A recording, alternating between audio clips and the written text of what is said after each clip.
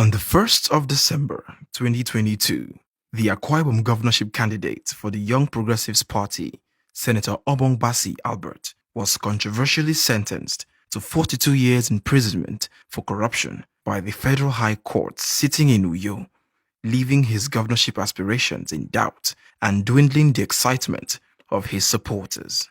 Senator Bassey Albert, widely popularized by Akwa Ibom residents as Oba, was prosecuted by the Economic and Financial Crimes Commission (EFCC) and sentenced by the court on a 6-count charge bordering on money laundering allegations for gifts he received when he left office as a commissioner.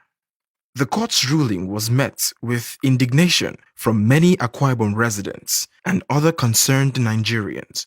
Outside the High Court in Uyo, after the ruling, some who had been in attendance and watched the presiding judge, Justice Agatha Okeke, bang her gavel after passing judgment, voiced their disagreement and even suggested that Oba's conviction was one of the numerous moves by his influential political enemies to tarnish his reputation and dash his governorship aspirations.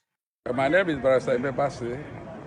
Yesterday, I was in court when that unfortunate incident happened. I listened attentively to the terms of the ruling and the judgment that was delivered by the Honorable Justice sitting in Federal High Court 1. Unfortunately, I tried to understand the basis for the conviction of Senator Bassey Albert, but unfortunately, none of the ruling tallied with the conviction nor the sentence. I'm not a prophet. I'm not a lawyer. I've told you that even before he came in. I'm not going to dwell on matters that are very technical. I'm happy he's here. But then one other thing that I need to point out, Albert was not the governor that awarded the contract. So I don't know where he went wrong. He wasn't the one that awarded the contract. He wasn't the one that made the payment. I may be wrong. But maybe he has more information than I do. He wasn't the governor. Assuming the contractor got the contract, there's no way any contract could have been awarded in this state without going through the governor. At least a reasonable level of amount, you can't even get the payment. Let's assume that the commissioner maybe has a certain authority to award certain contract to a certain amount, but certainly not the kind of contract that would have been awarded to somebody that is in question here. And then the payment process, of course, everybody knows it has to go through there's nothing you can make payment in this state without passing through the governor and the AG, the accountant general. So what are we talking about? And the man that gave the gift, where is he in this matter? Where are the people that awarded the contract and made the payment? So those are issues, like I said, I don't want to go into because their outcry would fall on deaf ears, and the governorship ambition of the YPP candidate would indeed be thrown into doubt, as following the court ruling, Senator Oba was immediately transported to the Akwa Ibom Correctional Center to serve his prison term. Oba's supporters were shattered but not broken as they continued to campaign without their leader. Before the court's ruling, Senator Oba had traversed Akwa Ibom State to crave the indulgence of the indigents and ask for their support in the forthcoming governorship elections in 2023, and appeared to have impressed the masses from the massive turn-up for his campaigns.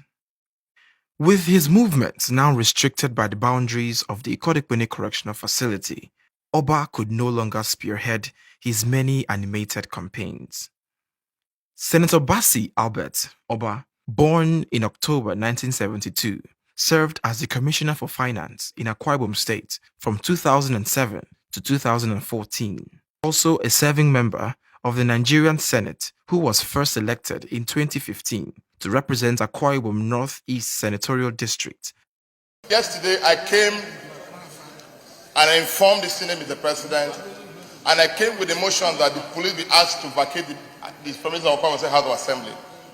Mr. President, we have it on good authority that the intention of this invasion is to impeach the governor of Akwa Ibom State. There is no way in the history of our democracy, Mr. President, that a 5-member House of Assembly can impeach a speaker and thereafter go ahead to impeach a governor. And we are calling on the Senate, Mr. President, that as we speak, despite the directive of this Senate yesterday, the police is still within the premises of the House of Assembly of Akwa Ibom State. No member of staff, no indigene of the state, no member of the State House of Assembly has been allowed entrance into the House of Assembly. And we have it on good authority that the 5 members of the House of Assembly are at the verge of being moved into the presence of the House of Assembly to impeach the governor of Akwa Ibom State. I therefore call on my distinguished colleagues that what is morally wrong cannot be politically correct, Mr. President. We owe this country a duty, Mr. President, to ensure that the right thing gets done. An injury to Akwa Ibom State is an injury to Nigeria. I therefore call on the attention of this Senate, Mr. President, that the police must be asked to vacate the premises of the House of Assembly forthwith, without any further delay, Mr. President. Mr. President, this constitution is very clear on the tenets of democracy in Nigeria. The only symbol of democratic governance is the House of Assembly, whether it is national or at the state level. Mr. President, as I speak with you, policemen are still in the premises of the House of Assembly. No member of staff, no Akwa Ibomite have been allowed entry. Mr. President, this Senate owes the people of Akwa Ibom State a duty and a responsibility. We must direct that the police vacate the premises of the State House of Assembly. We cannot shy away from our responsibilities. And was then re-elected for the second time in 2019 elections. In the 9th Senate, Oba was appointed chairman of the Committee on Upstream Petroleum Resources and several other committees by the 9th Senate President, His Excellency Ahmed Ibrahim Lawan. Oba would wait in the facility for 28 days before being granted bail on the 28th of December by the Federal Court of Appeal, sitting in Port Harcourt. The news of his bail was greeted with wild celebrations from the people of Akwa Ibom and beyond.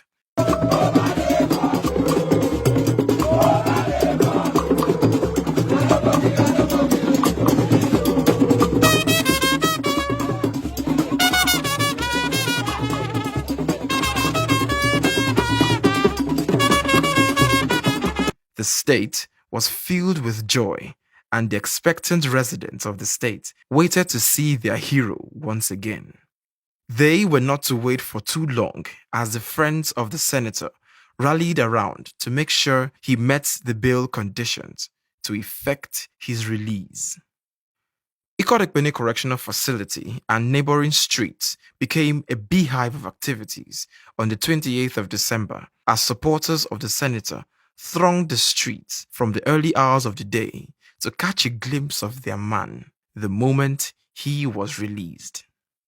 When Oba finally emerged from the facility, accompanied by his colleague, Senator Dr. Ifeanyi Ubah, Senator representing Anambra South Senatorial Zone, the Vice Chairman, Senate Committee on Petroleum Upstream, CEO Capital Oil, and the national leader of YPP, who was on hand to welcome him, the crowd went incandescent with joy. The multitude of cross-party supporters, led by YPP members, dressed in their colorful green, red, and yellow party outfits, trailed their candidates in his convoy all the many kilometers away from Ikot to the streets of Uyo, screaming their excitement and support. Many residents had a hard time commuting, as a substantial number of commercial drivers had joined in the procession.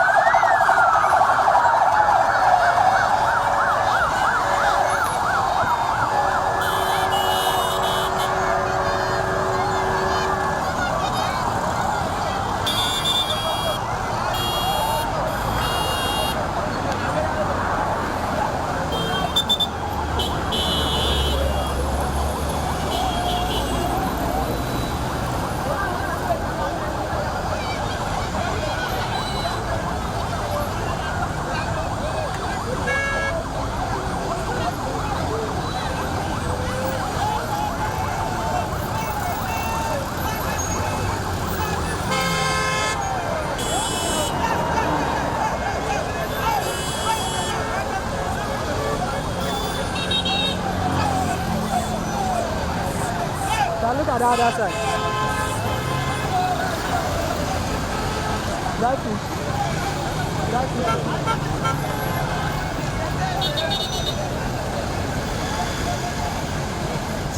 For the many hours in which Oba journeyed back to his residence, the major roads in the metropolis were traffic jammed, a sight that is quite unusual in Akwa Ibom State.